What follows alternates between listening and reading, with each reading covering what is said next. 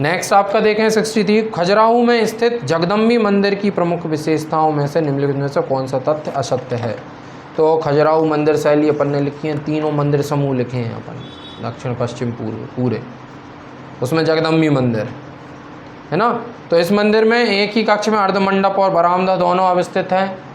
ये पूरी विशेषताएं लिखवाई हैं मैंने, अभी लिखवाई हैं, मतलब 1.5-2 महीने पहले ही लिखवाया था। इस मंदिर में प्रदक्षिणा पथ का अभाव है, बिल्कुल है, ये निराधार है, संधार नहीं है। गर्भगृह में लक्ष्मी की विशालकाय मूर्ति है, तो ऐसा कैसे होगा, जगदम्बी माता का मंदिर है और लक्ष्मी जी कैसे आएंगी, फिर तो वो महालक्ष्मी मंदिर हो जाता। गर्भगृह के मुख्य द्वार पर विष्णु की मूर्ति अधिष्ठित है, हाँ यही है थोड़ा क्रॉस क्वेश्चन, अंदर दुर्गा जी हैं, बाहर विष्णु भगवान, अंदर पार्वती जी हैं, बाहर विष्णु भगवान। इस चक्कर में बच्चे कंफ्यूज होकर लगा देंगे, सी या डी, आता सी है ना, वो तो सीधे फैक्ट है, जगदम्बी नाम है, देवी जी का मंदिर है, पार्वती जी। नेक्स्ट, तो जगदम्बी में लक्ष्मी जी नहीं आएंगी? नहीं, जगदम्बी में लक्ष्मी नहीं, जगदम्बा मतलब सीधे दुर्गा जी को मानता है, पार्वती, इस हिसाब से। मध्य प्रदेश की निम्नांकित जनजातियों को निम्नलिखित उप जनजातियों से सम्मिलित कीजिए। तो ये कौन सी यूनिट से क्वेश्चन है, बिल्कुल ही नहीं, बिल्कुल नहीं, 10th यूनिट से। कैसे बोल रहा है वो 10th से, सेकंड में देखो क्या लिखा है, क्या लिखा है, मध्य प्रदेश की प्रमुख जनजातियां एवं उनकी बोलियां, कुछ भी 10th में ही लेगा खींच के अपन, ऐसा नहीं है, इसमें भी जनजाति के बहुत कुछ हैं भाई। मध्य प्रदेश के प्रमुख जनजाति व्यक्तित्व इसमें हैं, मध्य प्रदेश की प्रमुख जनजातियाँ उनकी बोलियाँ इसमें हैं। तो बैगा, भारिया, कोलसारिया ये बन गया होगा सबसे तुम लोगों से, है ना। नेक्स्ट 65, मध्य प्रदेश में नर्मदापुरम जिले के आदमगढ़ पुरास्थल के विषयों में निम्नांकित में से कौन सा तथ्य असत्य है ना। यह पुरास्थल नर्मदा नदी के तट पर स्थित है, बिल्कुल है, पेपर ही दे रहे थे तुम वहाँ। पशुपालन के प्राचीनतम प्रमाण मिले हैं, ये भी पढ़ा है तुमने।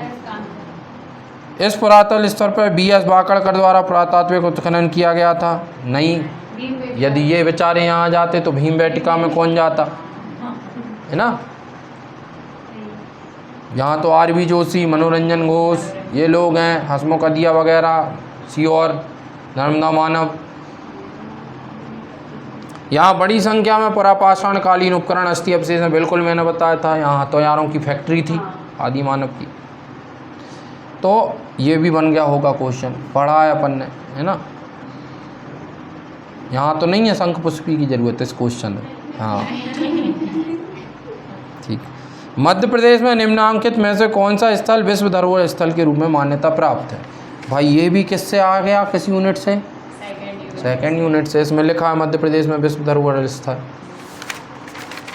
तो कौन सा आ गया इसमें, ओरछा है नहीं, सतपुड़ा है नहीं, भोजेश्वर मंदिर है नहीं, कौन सा बचा, सांची। 3 तो हैं ही अपने, कौन कौन से, खजुराहो, सांची, खजुराहो और 86, 89, 3।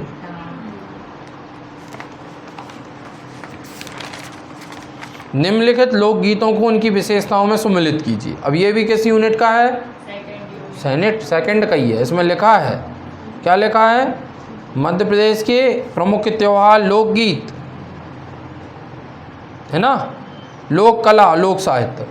तो ये रैलो गीत, सिंगाजी, दालूजी, बाम्बुलिया, आला उदल, है ना। तो ये तो पढ़े भी हैं, है ना, बस गा ही नहीं पाए अपन, बाकी तो सब कुछ बता दिया अपन ने इसका, है ना। तो सिंगाजी और दालूजी के क्या हैं, निर्गुणी दार्शनिक गीत हैं, है ना। क्योंकि संत सिंगाजी को क्या बोलते हैं अपन, निमाड़ का कबीर, वो कबीर क्या थे, निर्गुणी। इससे भी अंदाज़ा लगा देते अपन, इसी से लगा दिया, ठीक। आलाउदल क्या थे, परमार वंश के वीर योद्धा, तो गीत, हाँ 52 लड़ाई वाले। तो इनके कौन से गीत आते, हाँ, ऐसा तो युवक युक्तियों वाले गीत तो गाएंगे नहीं ये दोनों, आलाउदल हाथ में हाथ डाल के, ये कौन से है ना, कौन से गाने गाएंगे, वीर गीत हैं इनके, आला गायन, जगनिक का परमाल रासों से, है ना, आला खंड। बामुलिया धार्मिक गीत है ना, तो बामुलिया धार्मिक गीत है, इसे लमटेरा भी कहते हैं, अपन ने पढ़ा है, मतलब लंबी टेर लगा के गाना, ठीक। स्वाभाविक रूप से ये कहाँ नर्मदा अंचल में भी गाए जाते हैं। जब छोटी नाव होती थी नर्मदा जी में, पानी ज़्यादा रहता था, नाव में बैठ गया कोई बुजुर्ग व्यक्ति, अब वो नाव ऐसी ऐसी हिली है, तो उस समय याद क्या आएगा, भगवान ही याद आएंगे। और भगवान भी कौन याद आएंगे, जिनमें बैठा है वो नर्मदा जी, वो ही याद आएंगी। तो वो लंबी टेर लगा लगा के ये गीत गाते हैं। ये सांडिया वाला है ना, हाँ वही वाला है ना, हमने तुमरे भरोसे रेवा माई भौर में नैया डाल दी, मतलब बचा लो, तेज तेज चिल्लाएंगी वो। तो ये बम्बुलिया है वो लमटेरा। चलो अपने आजू बाजू से कितना मिल रहा है अपन को, है ना, डेटा। तो ये हो गए रेलो गीत। कौन से हो गए, युवा युवतियों का। हाँ मैं पुराने ज़माने का अरिजीत सिंह, आतिफ असलम, रेलो गीत वाले हैं वो, रो रो के गाने वाले, है ना। नेक्स्ट देखें, निम्नांकित बोलियों को उनसे संबंधित जनजातीय क्षेत्रों से सम्मिलित कीजिए। कौन सा आ गया, नेमाड़ी, कोरकू, भीली, गौंडी, वो बोल ही रहे हैं खुद। तो ये भी कौन सी यूनिट के हैं, उसमें लिखा है प्रमुख जनजाति उनकी बोलियाँ। नेमाड़ी कहाँ है भाई, बड़वानी खंडवा होगी।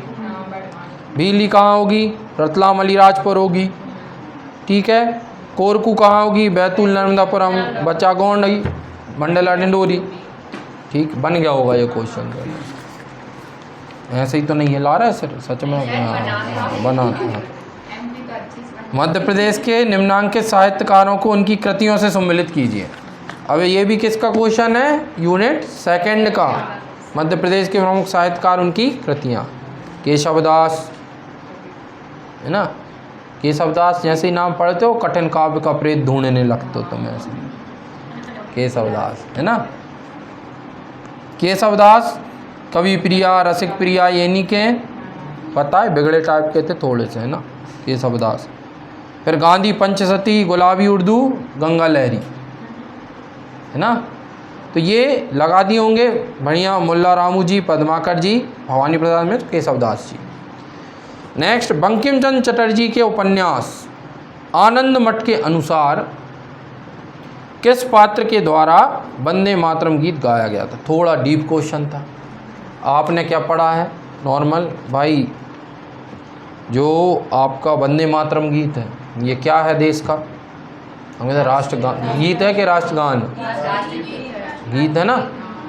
एंथम तो गान तो अपने जनगण मन, ये क्या है अपना राष्ट्रगीत, जिस पे अभी फैसला भी हुआ था कि पूरा गाना है इसको, है ना। टीचरों का और बेचारों की हालत ख़राब हुई, पूरा गाना है, कठिन है, कई लोग भूल जाते थे, है ना। एक अंतराल तो ठीक है, दूसरे में गड़बड़ हो जाता था, फिर वो मुँह में हो रहा है, फिर न बच्चे का बाहर है न टीचर। तो इतना पढ़ा अपन ने। इसके बाद किसने लिखा ये पढ़ा, और किस अधिवेशन में गाया गया, किसकी अध्यक्षता में ये पढ़ा, 1893 या